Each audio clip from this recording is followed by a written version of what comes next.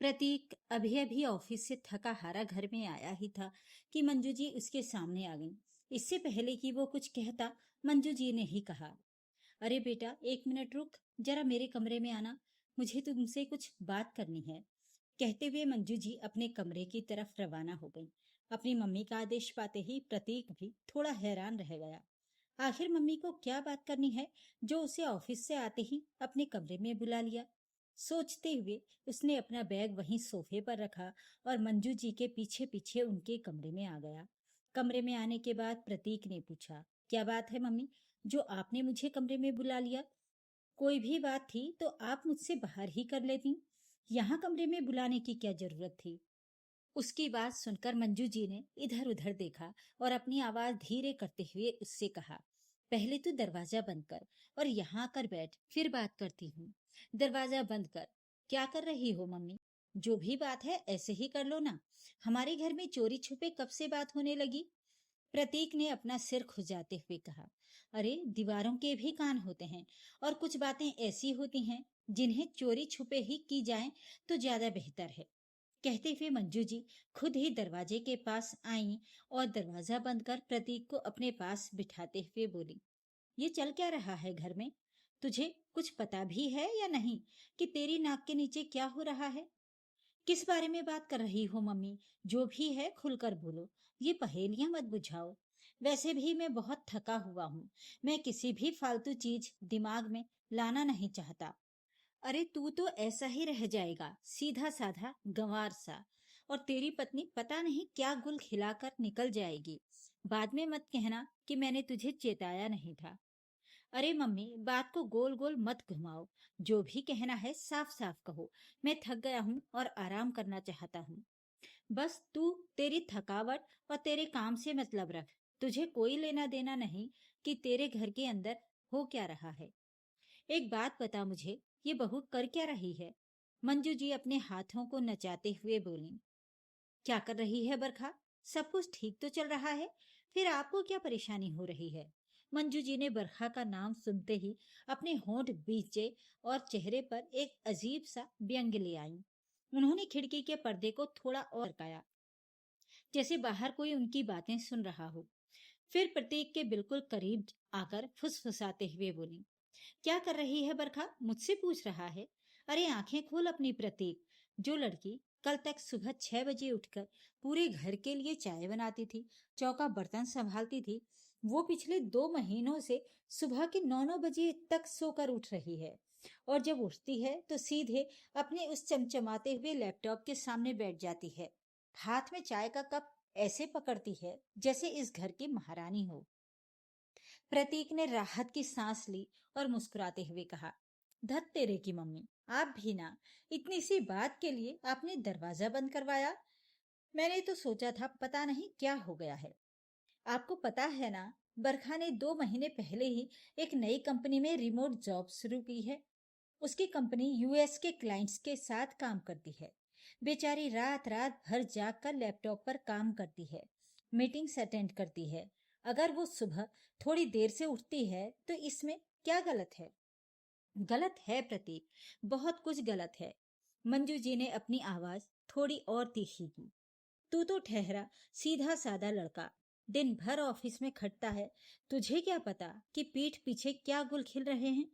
बात सिर्फ देर से उठने की नहीं है, बात उस सलीके की है जो इस घर से गायब होता जा रहा है। परसों मैंने अपनी आंखों से देखा, वो कमरे का दरवाजा बंद करके किसी से फोन पर हंस हंस कर बातें कर रही थी। जैसे ही मैं कमरे में गई उसने झटके से फोन काट दिया और लैपटॉप में आंखें गड़ा लीं। अगर काम की ही बात थी तो सास को देखकर फोन काटने की क्या जरूरत थी? प्रतीक ने अपनी थकान को दबाते हुए कहा, मम्मी, वो ऑफिस के सहकर्मी होते हैं। कभी कभी काम के तनाव को कम करने के लिए लोग हंसी मजाक कर लेते हैं। और वो आपसे डरकर नहीं, बल्कि शायद इसलिए फोन काट दी होगी ताकि आपको डिस्टर्ब ना हो। तू बस वकालत कर उसकी। मंजू जी चिढ़ गई। अपने बाप की उम्र के आदमियों से कोई ऐसे हंस हंस कर बात करता है? मैंने सुना है उसे किसी शरद का नाम लेते हुए। हाँ शरद जी, आप जैसा कहेंगे वैसा ही होगा। अरे, इस घर में तेरा हुक्म चलेगा या उस शरद का? और सबसे बड़ी बात, कल शाम को जब तू ऑफिस में था, इसके नाम से एक बड़ा सा कुरियर आया था। मैंने पूछा कि इसमें क्या है, तो मुझसे कहती है, मम्मी जी, ऑफिस का सामान है। और जब उसने वो डिब्बा खोला तो उसमें से छोटे छोटे अजीब से कपड़े निकले। क्या ऑफिस के लोग अब कपड़े भी भेजने लगे हैं? बेटा, मैंने इस दुनिया में धूप में बाल सफेद नहीं किए हैं।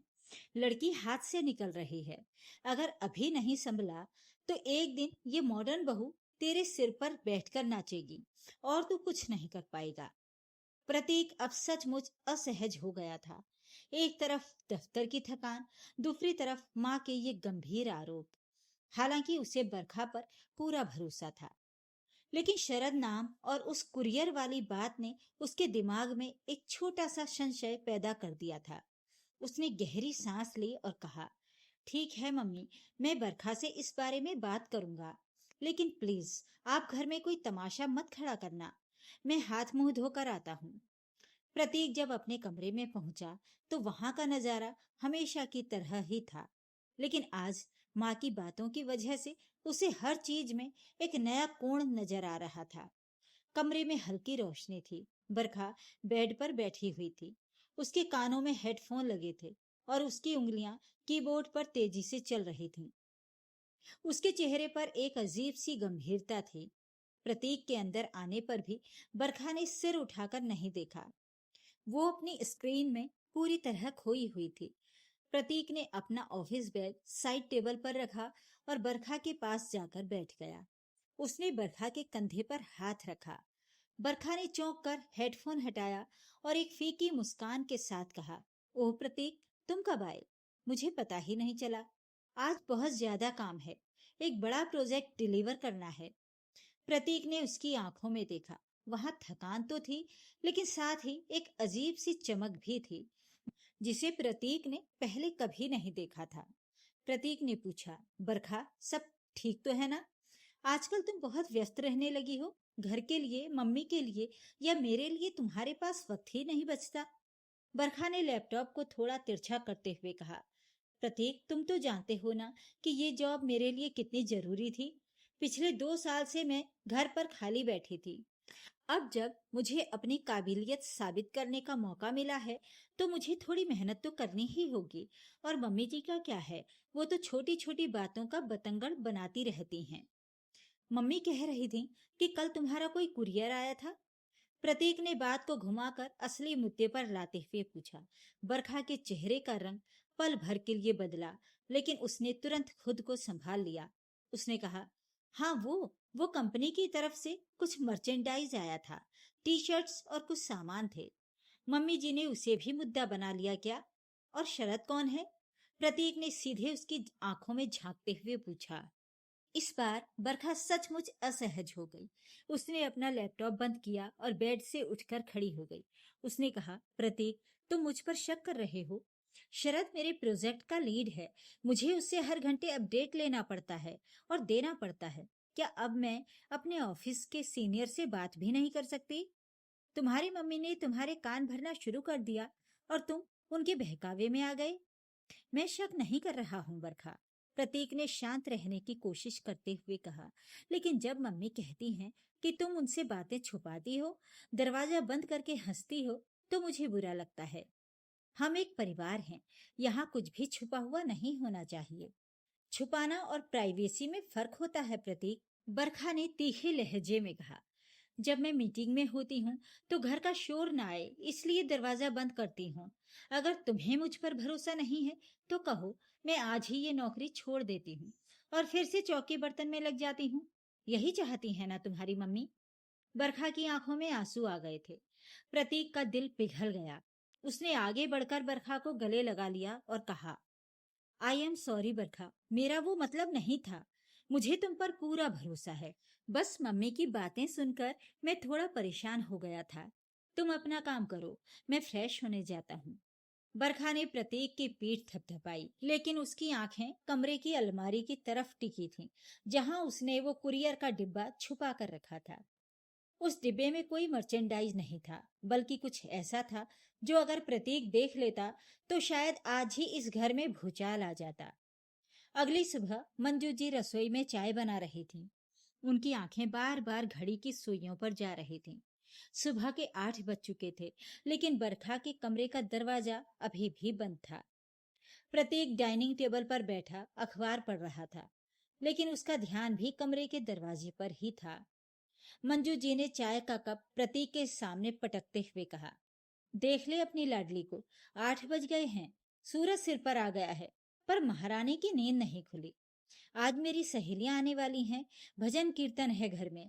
मैंने सोचा था बहू हाथ बटाएगी, पर यहाँ तो साक्षात कुंभकर्ण की बहन ब्याह कर आ गई है। तभी बरखा के कमरे का दरवाजा खुला।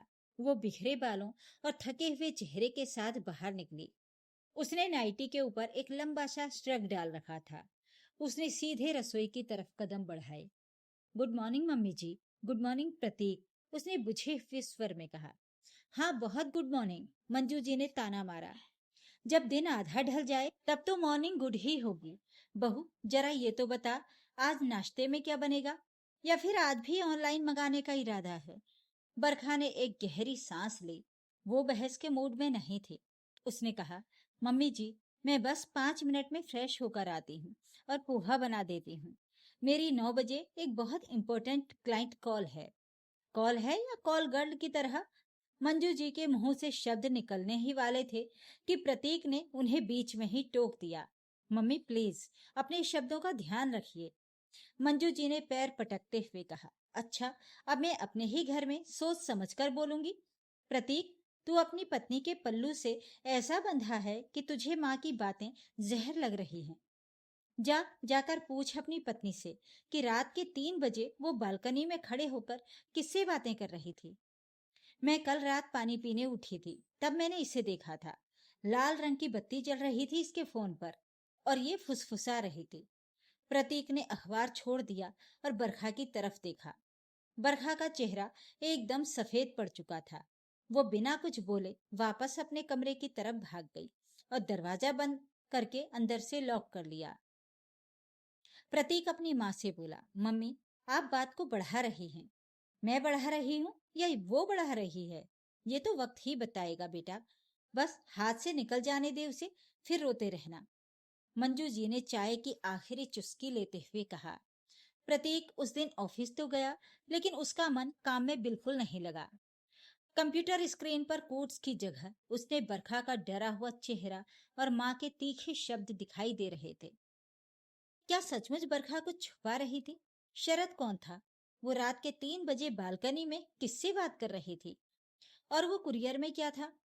प्रतीक का एक पुराना दोस्त था विकास, जो एक प्राइवेट डिटेक्टिव एजेंसी चलाता था। प्रतीक ने कई बार सोचा कि वो विकास से मदद ले, लेकिन फिर उसके जमीर ने गवाही नहीं दी। अपनी ही पत्नी की जासूसी कराना, ये तो रिश्ते की मौत जैसा होगा। तभी प्रतीक के फोन पर एक मैसेज आया। ये उसकी माँ का था। मैसेज में एक धुंधली सी तस्वीर थी। तस्वीर बरखा की थी, जो घर के पास वाले कैफे में बैठी थी। उसके सामने एक युवक बैठा था, जिसका चेहरा साफ नहीं था, लेकिन दोनों बहुत करीब होकर बात कर रहे थे, और उस युवक ने बरखा का हाथ थाम रखा था। नीचे मंजू जी का मैसेज लिखा था, अब भी आंखों पर पट्टी बंधी है या कुछ देखना बाकी है? ये तेरी पत्नी है, जो अभी 1 घंटे पहले घर से ऑफिस के काम का बहाना बनाकर निकली थी। देख ले इसके शरत को। प्रतीक के पैरों तले जमीन खिसक गई। गुस्से और हताशा की एक लहर उसके पूरे शरीर में दौड़ गई। उसने तुरंत अपनी बाइक उठाई और उसी कैफे की तरफ चल पड़ा। रास्ते भर उसका दिमाग सुन्न था। वो सोच रहा था कि अगर बरखा ने उसे धोखा दिया है तो वो ये बर्दाश्त नहीं कर पाएगा। वो बरखा से बेपनाह मोहब्बत करता था। जब प्रतीक कैफे पहुंचा तो उसकी धड़कनें तेज थीं। उसने अंदर नजर दौड़ाई।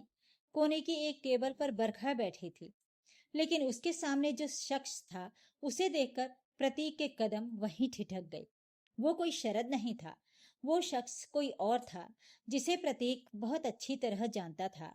वो बरखा का सगा छोटा भाई वंश था। प्रतीक ने राहत की एक बहुत लंबी सांस ली, लेकिन उसकी उलझन कम होने के बजाय बढ़ गई। अगर वो वंश था तो बरखा ने घर पर क्यों नहीं बताया कि वो अपने भाई से मिल रही है? और वंश का हाथ पकड़कर वो रो क्यों रही थी? वंश तो इंदौर में पढ़ाई कर रहा था, वो अचानक यहाँ मुंबई कैसे आ गया? प्रतीक सीधे उनकी टेबल की तरफ बढ़ा। प्रतीक को अचानक सामने देखकर बरखा और वंश दोनों बुरी तरह चौंक गए। बरखा ने तुरंत अपने आंसू पोंछे और खड़ी हो गई। प्रतीक, तुम यहाँ? बरखा की आवाज कांप रही थी। हाँ बरखा, मैं यहाँ। और वंश, तुम इंदौर में थे ना? यहाँ कब आए? और तुम दोनों इस तरह छुपकर क्यों मिल रहे हो? घर पर क्यों नहीं आए? प्रतीक ने एक साथ कई सवाल दाग दिए। वंश ने नीची नजरें करके कहा, जीजू, वो मेरी वजह से दीदी। चुप रहो वंश, बरखा ने उसे डांटते हुए कहा। फिर वो प्रतीक की तरफ मुड़ी और बोली, प्रतीक प्लीज घर चलो, मैं तुम्हें सब कुछ सच सच बता दूंगी, पर यहाँ नहीं। प्रतीक ने वंश की तरफ देखा जो बहुत डरा हुआ और परेशान लग रहा था। प्रतीक ने कहा, ठीक है चलो घर चलते हैं। और वंश, तुम भी हमारे साथ चल रहे हो? नहीं जीजू, मैं घर नहीं आ सकता। मम्मी जी मुझे देखेंगी तो और बातें बनाएंगी। मैं होटल में रुका हूँ, वंश ने कहा। प्रतीक ने जिद नहीं की, लेकिन उसने बरखा का हाथ पकड़ा और उसे लेकर घर की तरफ निकल पड़ा। गाड़ी चलाते समय प्रतीक के दिमाग में कई तरह के विचार आ रहे थे। बात जितनी सीधी दिख रही थी उतनी थी नहीं।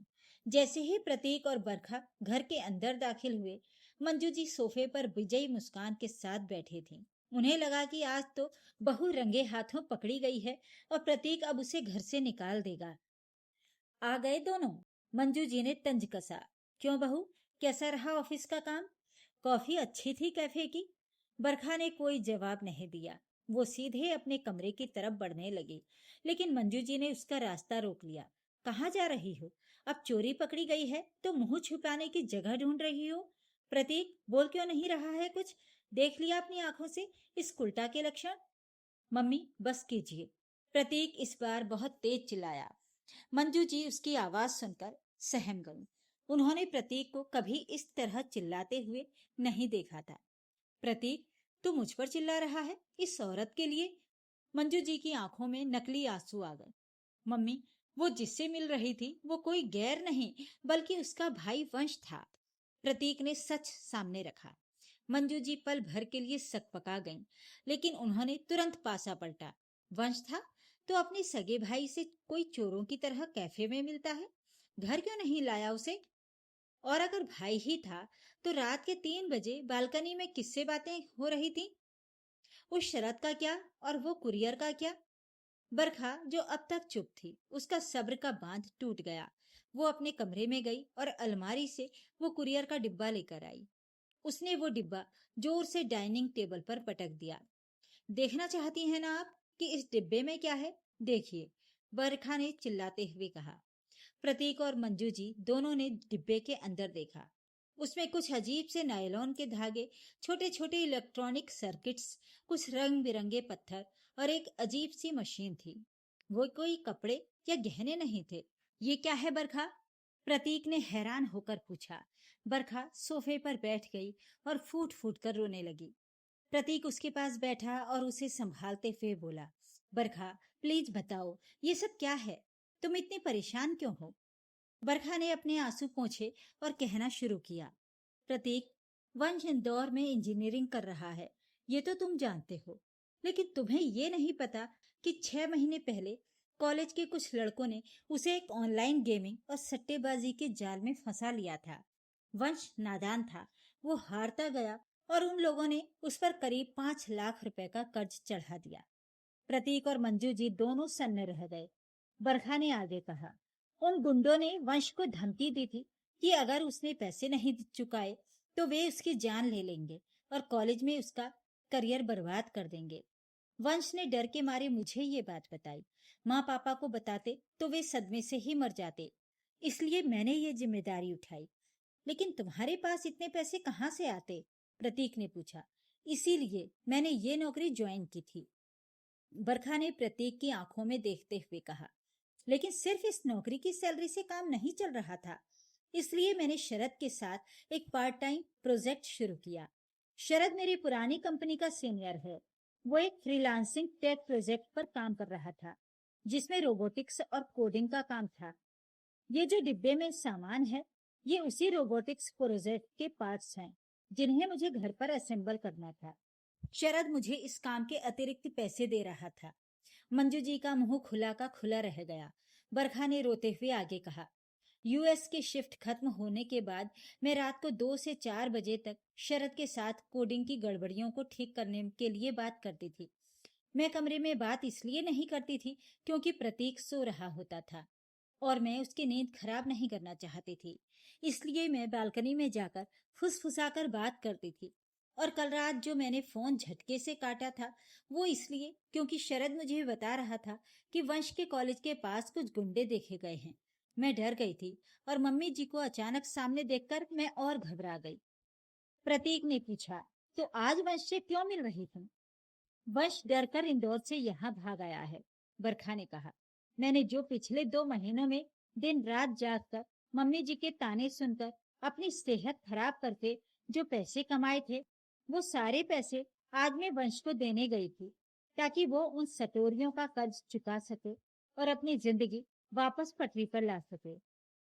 मैंने तुमसे ये बात इसलिए छुपाई प्रतीक, क्योंकि मुझे डर था कि तुम वंश को पुलिस के हवाले न कर दो या मेरे परिवार को कमतर न समझने लगो। कमरे में एक गहरा सन्नाटा छा गया। मंजू जी की नजरें जमीन में धंस गईं। जिस बहू को वो हाथ से निकली हुई और चरित्रहीन समझ रही थी, वो असल में अपने भाई की जिंदगी बचाने के लिए खुद को आग में झोंक रही थी।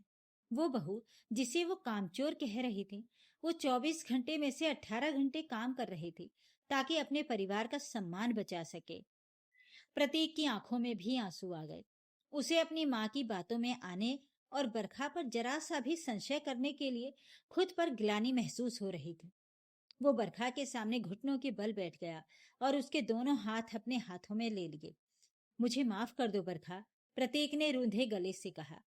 मैं कितना मूर्ख था। तुम्हारी इस लड़ाई में मुझे तुम्हारा साथ देना चाहिए था, लेकिन मैं तुम्हारी खामोशी को गलत समझ बैठा। तुम अपने भाई के लिए इतना बड़ा बलिदान दे रही थी और हम यहाँ। प्रतीक ने अपनी माँ की तरफ देखा। मंजू जी के पास अब बोलने के लिए कोई शब्द नहीं थे। उनके अहंकार और रूढ़िवादी सोच का महल ढह चुका था। वो धीरे धीरे बरखा के पास आई और उसके सिर पर हाथ रखा। उनकी आंखों से भी आंसू बह रहे थे। मुझे माफ कर दे बहू, मंजू जी ने रोते हुए कहा। मैंने तेरे साथ बहुत बुरा व्यवहार किया, तेरे चरित्र पर उंगली उठाई। मैं पुरानी सोच की औरत हूँ। मुझे लगा कि पढ़ी लिखी लड़कियां जब बंद कमरों में काम करती हैं तो वो सिर्फ घर बर्बाद करती हैं, लेकिन तूने तो आज अपनी ममता और जिम्मेदारी से पूरे परिवार को बचा लिया। मुझे माफ कर दे बेटा। बरखा ने अपनी सास के हाथ थाम लिए और कहा, मम्मी जी, मुझे आपसे कोई शिकायत नहीं है। बस मुझे दुख इस बात का था कि आपने मुझ पर भरोसा नहीं किया। अगर आप मुझसे सीधे पूछ लेती तो शायद मैं आपको पहले ही बता देती। प्रतीक ने तुरंत वंश को फोन लगाया और उसे अपने घर बुलाने के लिए कहा। प्रतीक ने कहा, वंश अब कहीं नहीं जाएगा। वो यहीं हमारे साथ रहेगा और अपनी आगे की पढ़ाई यहीं से पूरी करेगा। और जो पैसे बाकी हैं वो मैं चुकाऊंगा। आखिर मैं भी तो उसका जीजू हूँ, मेरा भी कुछ फर्ज बनता है। बरखा के चेहरे पर एक ऐसी मुस्कान आई जो पिछले 2 महीनों से गायब थी। घर का वो बंद कमरा जो कभी संदेह और कड़वाहट का केंद्र बना हुआ था, आज आपसी विश्वास, सम्मान और प्रेम की रोशनी से सराबोर हो चुका था। मंजू जी को समझ आ गया था कि हाथ से निकल जाना का मतलब आजादी नहीं, बल्कि अपनी बेटियों पर भरोसा न करना होता है। तो ये थी आज की कहानी। इस कहानी के बारे में अपनी राय कमेंट करके जरूर बताइएगा।